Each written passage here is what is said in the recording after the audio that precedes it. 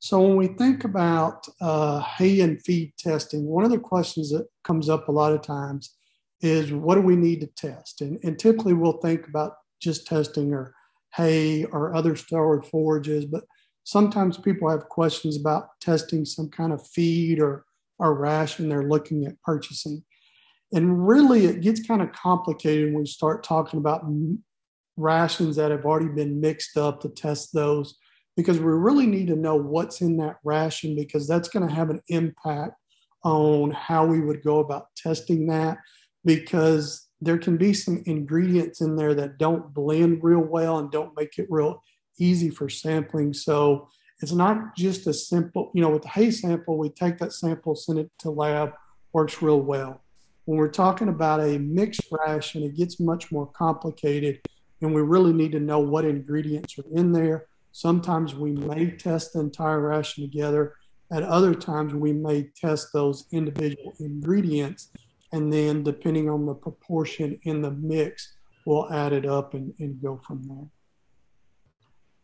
There's other times I would tell you I wouldn't recommend sending samples off. It's just typically not worth it unless we're worried about a specific problem. In cases there would be if we were dealing with common feedstuffs like cereal grains, things like corn or soybean meal or cottonseed meal or those kind of things. If we're dealing with pasture, that pasture is changing in quality pretty frequently, so it doesn't make sense generally to test that pasture unless there's some kind of specific problem we're worried about. We've had an issue and we're testing the pasture just to help us manage that. And then sometimes people think, well, hey, I want to test that forage, like they can come up with a custom mineral for their operation. To do that right, you would end up spending thousands and thousands of dollars. So that's really not practical either. And then also when we look at the variation in intake from animal to animal on a mineral supplement, it just doesn't make sense to try to fine tune it to that level in reality. So as I mentioned earlier, the forages we're typically going to test are going to be our stored forages. For most of us, that's going to be hay, and that's what we're going to spend the majority of the time on tonight. But if you were dealing with silage or baleage, we would test those, and we can send those to the same lab as well. So when we think about testing hay, we want to make sure we sample each cutting or load of that hay. So if it's your own hay and those cuttings, just sample each cutting, and we're going to make a composite for each one of those. And roughly we want to sample about 10% of those bales. So let's just say if you had one field, it made 80 bales, and you had another field and it made 110. From that one field, we would want to take about 8 of those 80 bales and sample those. From that other field, there was 110 there. So we would take about a sample from about 11 of those bales at random and make composites for each one of those fields or each one of those cuttings if you were doing the same field but cut it multiple times, and we would send that composite in. Now, the other thing I would tell you is we typically don't want to sample that hay immediately after making it. If you have to because you're selling it or you're looking at buying it from somebody, then go ahead and do that. But if we have the option, we would rather let that hay cure out for a few weeks and then go ahead and sample it after a few weeks. Now, when we think about taking that sample, we talked about sampling multiple bales and making that composite, but we don't want to just take a grab sample from that hay. We want to use what's called a hay probe so that we can get a good composited sample across multiple layers of that bale. There's a lot of different types of probes out there. I'm going to tell you my preference on probes would be what we call a push type probe. This is actually my favorite one here. This is one from a company out of Canada called Star Quality Samplers. They have a lot of different models and options. But the way this one works is it has a stainless steel tube that's about 1/2 inch in diameter, and we just manually push that into the bale. It actually works pretty easy unless you're dealing with some really, really low quality hay or unless you've messed the tip of that probe up. And then the way this was designed is that sample actually drops into a Ziploc bag that's placed on the bottom of it there. And you can get different sizes, and depending on current exchange rates and stuff, they'll be running somewhere between $200 and $250. Now, here's another option. It's another push type probe, but not quite as expensive. And that company I mentioned, they'll have one similar to this. It's a little cheaper than the one I just showed you. If there's several people interested in this one here, we don't get it from a company. There's actually a gentleman out of Oklahoma that makes these. And if we have several people interested, we could work with your county agent and put an order together. But the way this one works is, again, push type probe, but instead of the sample falling into a Ziploc bag, it's going to fall into the plastic PVC tube there. And then you just unscrew it when you get done and dump it into your Ziploc bag. These push type probes will generally come with a plunger. Generally don't need to use that plunger, but it is there. Another nice thing about this particular one is when you unscrew it, you can flip it around, and the sample part of it will actually go back into the PVC pipe, and it works to store it that way. So that's a pretty handy feature. These right now are running about $55 a probe plus shipping. And then a lot of people are familiar with a drill type probe. This is the Penn State model, or the NASCO forward sampler, whatever you want to call it. It goes on the end of a drill here. The kind of downside of this is when we look at a battery powered drill, you'll go through a lot of batteries, typically only get about 6 to 8 cores out of that. So that's one of the reasons I like those push type probes a little bit better. But whatever type probe you have will work. Just make sure we're using a probe to get a good sample on that hay. Now, when we think about determining that hay quality, the two big things we're going to focus on is some measurement of energy, and TDN is going to be the one I'm going to use, and that's actually what everything else will be based off of, is that TDN. But to measure that TDN, we can't measure it directly, so there's some indicators we use. Some of those key indicators, and we'll talk about them in more detail later, would be NDF digestibility, ash, crude protein, and then ADICP. And then in addition to crude protein that we're using to figure into that TDN value, we'll also measure crude protein as well. So when we look at testing feed samples or hay samples or other forage samples, there's different types of methodologies we can use at the lab. One of those you may have heard in the past we referred to as wet chemistry. And with the wet chemistry analysis, it just means we're measuring that chemical fraction directly through some kind of combustion or digestion or some other type of method. And it will work in all situations. It costs a little bit more and takes a little more time, but it will work in all situations. So for example, if we're measuring NDF, which would be the main energy source from that plant, that neutral detergent fiber, this is a machine we use to do that. We'll take the sample and put in a little fiber bag, 0.5 gram, and then we'll put it in this neutral detergent solution, meaning kind of a soapy solution at a neutral pH, and then we'll keep it at temperature and incubate it in that solution for an hour, and then we'll rinse it and then see what's left. And so that's that digestion process we're talking about. The other type of technology or methodology we'll use is what's called NIR, or near infrared reflectance spectroscopy. Everybody just calls it NIR. Basically what we're doing there is taking a light and shining on that sample and measuring how much light is absorbed or reflected off of that sample. And through that, because each chemical bond, each nutrient has its own unique reflection based on those chemical bonds. And so we can use that to estimate what that is. Now, the key thing with NIR is what we do is we do a lot of samples and measure them through wet chemistry techniques and NIR, and then we compare the two and develop an equation. And then moving forward, we can just run the NIR on the sample and see what those values are. The important thing, though, is we need to make sure that the sample we're sending in is suitable for NIR.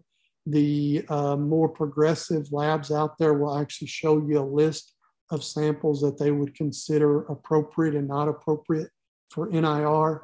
The reason we use NIR when we can is because it's cheaper and it's faster, but it's not going to work in all situations. I will tell you the lab that I tend to send samples to, the Dairy One Forage lab, I've actually sent in the same sample blind to lab and ran it on both wet chemistry and NIR for common hay species, Tifton 85, Bermuda grass, the hair grass, and I'm comfortable with all those sending just the NIR sample to Dairy One there. So when you get that sample back, there'll be a lot of information on the page. Some labs will set it up a little bit differently, but all the better, more progressive labs out there, they'll show you the component we're interested in. They'll give you an as-fed value and a dry matter value. What you always want to remember is we want to focus on that dry matter value. That's the one we're going to look at. Okay. The other thing is there's some components that we analyze directly. So dry matter, crude protein, NDF or minerals, those kind of things. And then there's other components or values that we're going to calculate. Some examples there would be adjusted crude protein. We'll talk about that in a minute. Non-fibrous carbohydrates, we'll talk about that as well. And then our various energy terms. So as fed versus dry matter, what are we talking about there? Well, what as fed means is those results are just expressed as a percent of that total sample, including any water or moisture in that sample. So you can see on the one I have on the screen here, it's showing you there's 7% moisture, 7% water, and then 93% dry matter in that sample. That would be very typical for hay that's been sitting in your hay yard for a couple of weeks and kind of has equilibrated to the moisture in the air. As I mentioned earlier, we always want to look at those results on a dry matter basis. If we look here, the crude protein on an as-fed would be 9.6. On a dry matter basis, it's 10.3. We haven't added any protein there. All we've done is taken the water out of the equation. And so if we take the water out of the equation, all the other compounds or components in there are automatically going to increase. And so that's what we're looking at there. The reason we do that is so we can compare different lots of hay or even hay versus silage on the same basis. So if we had one hay sample that came back that was 91.5% moisture and another one that's 93, if we were looking at the as-fed values, that wouldn't be an equal comparison. But if we look at the dry matter, because everything's on a 100% dry matter basis, we can equally compare those two hay samples. The other thing, when you see nutrient requirements, those are expressed assuming a dry matter basis. So that's what we want to compare back to as well. So always look at that dry matter, those dry matter values there. When we look at protein, one of the first things you'll see is percent crude protein. And what we do there is just measure the nitrogen content and multiply it by 6.25. And that's the starting spot, but you'll see here in a minute, we're actually going to focus on that adjusted crude protein rather than just the crude protein. So why would there be times where we may adjust the protein value? If we have hay that gets put up too wet, so typically when we're thinking about making hay, when we put it in a bale, especially big round bales where we want it to be 15% moisture or less. If we put that hay up too wet, we can have a heating that goes on that's from a fermentation process in that hay. And because of that heating, we can actually get a reaction where some of the soluble carbohydrates will bind with some of the amino acids, and they'll render that protein indigestible, or that portion of that protein indigestible. And the way we measure that at the lab is through something called ADICP, or acid detergent insoluble crude protein.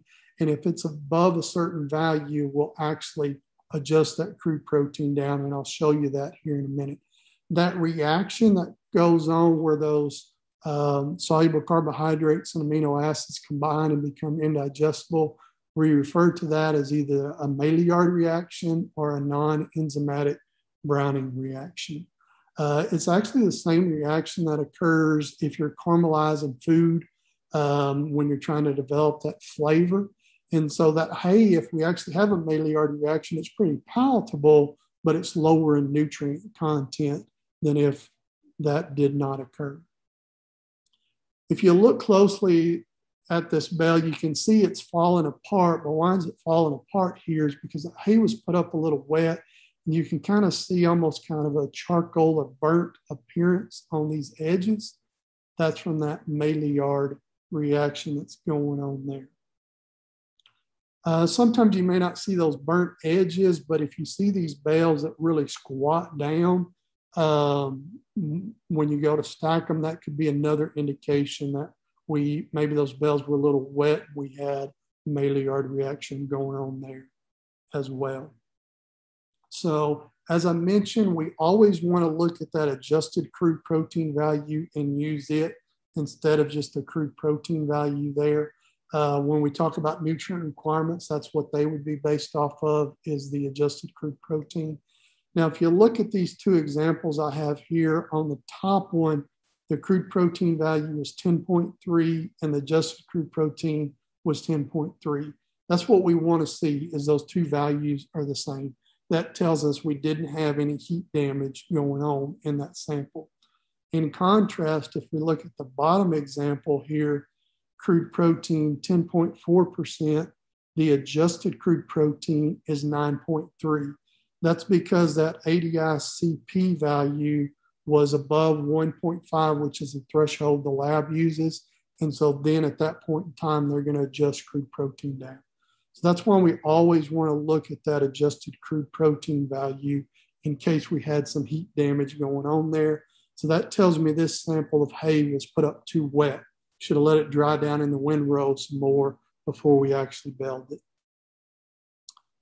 When we look at some of the fiber components, and I'm not going to go through all these in detail. If you have some questions, don't hesitate to ask those, but I'm going to focus on the most important ones. And by far, one of the more important ones is what we refer to as neutral detergent fiber. That's typically will be the biggest component, the highest percentage when we look at that hay sample analysis report. And the things that are going to be included in NDF are going to be hemicellulose, cellulose, and lignin. Hemicellulose and cellulose are what we'd refer to as fiber. ADF's another one. I'll tell you, I don't even really look at that one anymore other than in certain research scenarios. And then lignin would also be one that would show up there. Remember, the higher the lignin, the lower digestibility of the rest of the fiber in that plant. Now, one that we don't measure directly, but we calculate based off other measurements, but is very important when we start calculating the energy value of that forage or hay sample, is going to be NFC, or non-fiber carbohydrates. And we calculate that by subtracting other fractions off. It's important we get a good estimate here, because if not, it can give us some misleading values. The thing we really have to pay attention to is the ash. If we get a lot of ash contamination and don't account for it, and I'll show you that later, that can throw our results off. With the Dairy 1 analysis, and you'll see it with Cumberland Valley if you send samples there as well. In addition to the NFC, you may see WSC, which stands for water-soluble carbohydrates, or ESC, which stands for ethanol-soluble carbohydrates. Don't worry about those so much on the ruminant side of things, but if you're using the hay for equine horses or some other equine, those may be values you're interested in looking at, especially if you've had some laminitis or other issues in those horses in the past. Most labs don't report those, so if you're interested in that, make sure we're sending those samples to a lab that will provide that information. Ash, what is ash? Ash is basically any minerals in that sample, or if we have any soil contamination. And think about it just like if you have a fireplace and you're cleaning the ash out of your fireplace. After we burn up all the organic material, what's going to be left in that situation? When we're talking about grass hays, we'll typically see those values around 6%. If we were talking about legume hays, we'll typically see those values around 8%. If they're higher than that, that could be an indication we have some soil contamination there. There can be a lot of reasons for that. Typically, it has to do with how that how that hay is being raked into that windrow. If somebody gets real aggressive with that rake, especially if they're on a sandy soil, or if we're dealing in a situation where it's a drought year and we're baling up some row crop stubble, then we'll definitely see some more ash in there. If we are worried about ash contamination, in addition to the NIR, we're going to want to run a wet chemistry on ash, which typically only costs us $5 to do that. But if we're worried about ash, it's important that we go ahead and do that. Minerals, typically the labs with the basic package that we would use at Dairy One, they're going to report calcium, phosphorus, magnesium, potassium, and sulfur. If we want additional trace minerals, there can be a package we can add to that. You notice I mentioned here that potassium, if we have hay that's sitting in a windrow and it gets rained on, it will actually leach that potassium out. So if potassium levels are real low, we want to, in the forage, either look at what are our soil potassium levels, maybe we're deficient in the soil, or maybe that hay got rained on and dropped those values while it was sitting in the windrow. If there's been a lot of poultry litter applied to that hay field, then that's a time where we probably want to do some additional mineral testing on that hay sample. And there's a couple different things we're looking at here. Calcium and phosphorus can get inverted. So normally calcium's higher and phosphorus is lower in the sample. If we put a lot of poultry litter, we can actually see those get inverted where phosphorus is higher or equal to calcium, and that can be a problem and something we definitely need to know. So if you put a lot of poultry litter on your fields in the past, that make sure you look at those calcium and phosphorus levels when we're testing that hay. The other thing that we do want to pay attention to if there's a lot of poultry litter use is copper and zinc. Those levels can get extremely high. Have actually seen some cases here the last couple of years where we got into some copper and zinc toxicity in some livestock. So again, we would just want to add on a wet chemistry package there, and that will test for that calcium and phosphorus as well as that copper and zinc and some other minerals just to make sure we don't have any major problems going on. When we look at energy terms, there's a lot of different ways we can describe energy in the feed. I mentioned TDN earlier, which just stands for total digestible nutrients. In addition to that, you'll see NEM or net energy for maintenance, NEG, net energy for gain, which are terms we use on the beef cattle side of things. And then NEL or net energy for lactation gets used on the dairy side of things. It's important to know that all those net energy terms come from TDN. That's where they start. To me, it's easier just to talk about TDNs. That's typically what I'll focus on. One thing, we may not look at the value so much on the report, but we definitely want to make sure this method is getting used when we're analyzing the sample. It's something that we call an in vitro true digestibility or an IVTD. And what we actually do in that situation is, if you look on that picture down there, you see the cow with that cannula in her side. It actually allows us to remove a little plug and reach in there and get some rumen fluid. We'll take that rumen fluid, put it in a jar, and then we'll take that sample and put it in a little bag and incubate in that rumen fluid so we can estimate the digestibility of the entire fraction of the sample, as well as we'll estimate the digestibility of the MDF fraction, which is the most important. And labs will typically do that at various time points, 24 hours, 30 hours, 48 hours. From a beef cattle side of things, we're going to focus on the 48-hour. And when we send the sample in, we'll just note that in the form there. as I mentioned, the IVTD is the first step of that, but the thing we're really worried about is the digestibility of that NDF fraction, that neutral detergent fiber fraction, that cellulose and hemicellulose, because it's going to vary quite a bit depending on how mature those plants are.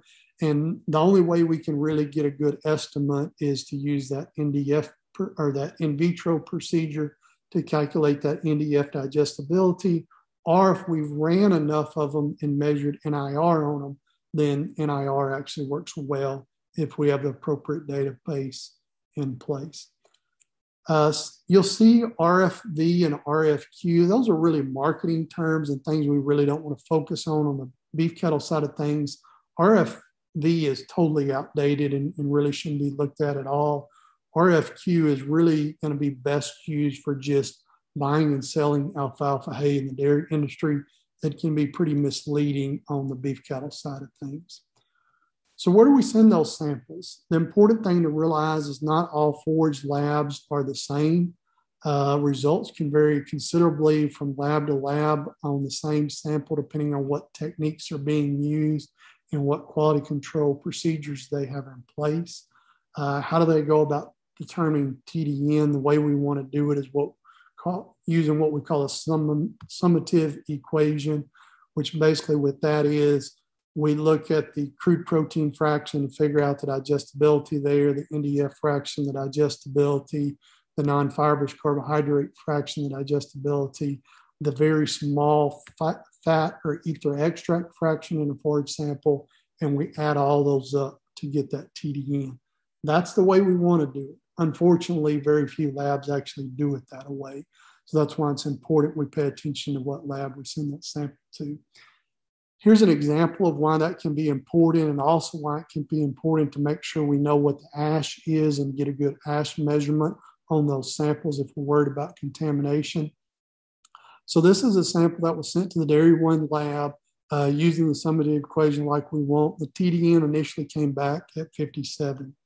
When I looked at that, I noticed we didn't have a good ash measurement on there. Something happened, just that got left off when the paperwork got sent in. So I had the county agent said, hey, call the lab. They'll still have that sample, have them run an ash on it, and let's see what happens then. So he did. The ash came back at 18%, which greatly changes the TDN of that sample. You can see it went from 57 to 46. The equations a lot of labs use would never account for that. So that's why we got to make sure we get the right equations and we get the right tests there. The big thing I would recommend to everybody is before you send a sample off, make sure you visit with the nutritionist about what lab they prefer and what tests would be most appropriate for your forage sample. One of the most frustrating things for producers as well as the nutritionist is involved is when a phone call comes in and I have somebody call me and they say, hey, Jason, I have this. Hey, what do I need to supplement it with? And I'll ask, what lab is it from? And then depending on what lab it's from, I may have to say, don't even bother reading those results to me because I don't have any confidence in making a recommendation off those results. So just make sure you have those conversations before you spend that money, and let's make sure we get those samples sent to the most appropriate place.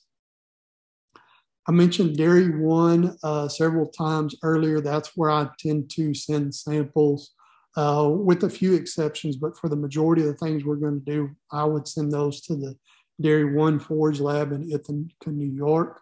Do a really good job, really great turnaround time. Typically, depending on how you send it, it'll take 2 to 3 days for the sample to get up there. But depending on what analysis we use, we'll have results back if we're using NIR within a day of that sample hitting the lab. Cumberland Valley in Pennsylvania is another really good lab out there. That's another option, and some nutritionists across the country will use as well. So when you get that report back, we talked about a lot of things, but what are really the most important things to focus on? And the two key things to focus on are going to be that adjusted crude protein. So you can see in this sample, 12.2, it was the same as the crude protein. So we know we don't have any heat damage going on, and the TDN at 54. Well, is that good or bad from a TDN standpoint and from a protein standpoint? Well, the way we determine that is compare that back to the nutrient requirements of our animals. So if we look at crude protein requirements, if we look at lactating cows, they'll range 11.5 to 12.5% if we let that cow eat all the hay they want. So we're at 12.2, so we're pretty close there. May need just a little bit of protein supplement, but not much. If your sample came back at 14% crude protein, you know, hey, I don't need any protein supplement there.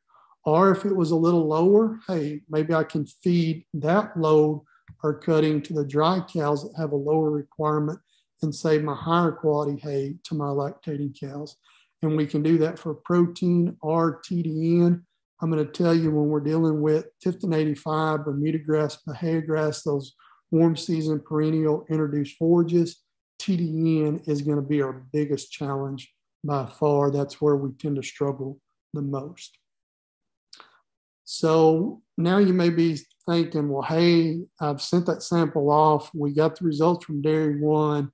My values aren't where I want them, especially that TDN. What are some of those factors that are going to affect that hay and forage quality? And we'll talk about some of the more primary ones, which are going to be species, maturity, and temperature. We'll talk about nitrogen fertilizer a little bit. We've already talked about rained-on hay and that losing some potassium out of that sample. We can actually lose some soluble carbohydrates as well, which will drop the energy value just a little bit. And then we talked about the Maillard reaction if that hay is put up too wet. So when we think about species, some of the generalizations is our cool season forages are going to be higher in quality, higher in TDN than our warm season forages. Our annual forages are going to be higher in quality than our perennial forages. And then typically forages grown in an arid, lower rainfall environment will be a little higher in TDN than those forages grown in a humid, high rainfall environment. Another way to kind of help look at the differences we see in species is I went ahead and grouped some of these by animal performance. So thinking about if you had some replacement heifers or some stocker cattle under good or excellent grazing conditions, grazing management, what would we expect from an animal performance standpoint?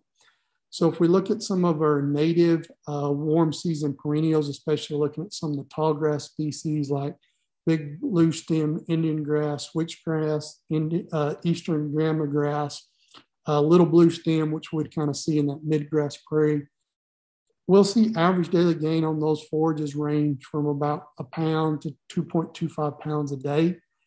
Now, we won't see quality quite that good in hay if we were cutting those for hay, because under grazing, a lot of what we see from a performance standpoint has to do with we don't force cattle to graze as much of those forages, because if we do, those stands won't last. So we'll see a little higher quality or better performance from a grazing standpoint than we may see on a hay standpoint with some of these, but cut under the right conditions, we can still see some really good quality hay out of them. When we look at our warm season introduced forages, and we'll see similar here, hay or grazing, because we graze them somewhat similar to the way we would hay those crops. We're looking at things like the old world blue stems, so WWB dog, King Ranch blue stem would be some examples there, 1 to 1.6 pounds a day. Tifton 85, and remember Tifton 85 isn't a true Bermuda grass, it's a Bermuda grass stargrass cross, so we actually see it in a little different category. Johnson grass, not really easy to keep in your field from a grazing standpoint, but can make some really high quality hay if you have access to buy some of it or some of your fields there. Bermuda grass, Klein grass, Dallas grass, Bahia grass would kind of be in that next group down, a little lower in quality, 0.7 to 1.3 pounds a day. And again, we'll see these same kind of rankings, generally speaking, when we're talking about from a hay standpoint. When we look at our warm season annual forages, remember I told you the annuals are going to be higher quality than the perennials. Things like sorghum Sudan grass and Sudan grass, 2 to 2.75 pounds a day. Things like crabgrass and pearl millet, 1.25 pounds to about 2 pounds a day. Our cool season annuals, so that ryegrass, that's the one we tend to make the most hay out of. It can be really good quality, especially if we get it earlier in the seasons, if conditions allow, or if we decided to make baleage out of it. But from a grazing standpoint, 1.5 to 2.85 pounds a day for the ryegrass and small grains. Now, I will tell you the ryegrass will hold quality much better when it heads than what the small grains will. The small grains, once they get a head on them, that quality is going down. The ryegrass can still make good quality hay as long as it hasn't started to turn yellow. If it's green but has a seed head on it, it'll still be pretty similar in quality to what some of our warm season perennial forages may be. When we look at maturity, that's going to be one of the huge things we can have an impact on from a hay standpoint is how frequently do we cut that? So how mature is that forage? This is some work out of Georgia by Dr. Glenn Burton, who actually bred Coastal as well as Tifton 85. They looked at if they cut every 3 weeks, what was the average TDN, what was the average crude protein, and what was the average yield. So you can see every 3 weeks, they were averaging about 65% TDN, really high quality forage that would meet the nutrient requirements of all of our animals. 4 weeks, we dropped to just under 62. Every 5 weeks, about 59. And you can see that continues to go down. Protein follows that same pattern, but again, TDN is going to be the thing we focus on most because that's the biggest challenge for us.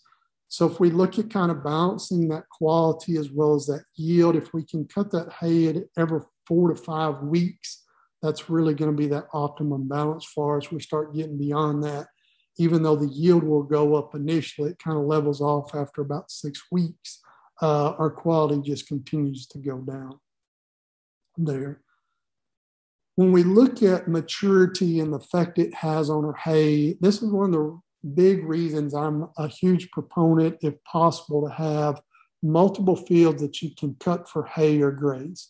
So if we get into a year like this year where that field was ready to cut for hay, but then you get rain for 2 weeks and you can't get back there in there and cut it, that quality just continues to go down on you. If we're in a situation, though, where we could turn some cattle in and let them graze that field we had intended to cut for hay, and then go ahead and let another one start growing, now we can manage that quality better and go ahead and cut that other one on a much more timely basis. So if you have the flexibility where you can have multiple fields for haying or grazing, that can really help you from a quality standpoint. Temperature actually has some pretty big impacts on quality when we're talking about warm season perennial forages. This is looking at coastal Bermuda, common Bermuda, as well as Pensacola Bahia grass. And this is digestible dry matter that would be similar to our TDN. The higher the digestibility, the better. You can see early in the season, good quality. As we get into the summer and it gets hotter, that quality goes down. And then as we get into the fall, that quality picks back up. And this doesn't have anything to do with rainfall. If we were under a pivot irrigation and had these high temperatures during the summer, we see that quality go down. So if you think about it, getting 4 cuttings a year, the first cutting and the fourth cutting are probably going to be our highest quality. The second and third cuttings may look the best, but they'll typically be lower quality hay. So just keep that in mind when you're thinking about what hay you're going to put in the barn and what hay you may leave outside in those situations, or what hay you may keep and what hay you may sell. Or if you're buying hay, just understand that at certain times of the year, that quality is going to be lower there. What impact does fertilizer have? And really, we're thinking about nitrogen fertilizer here.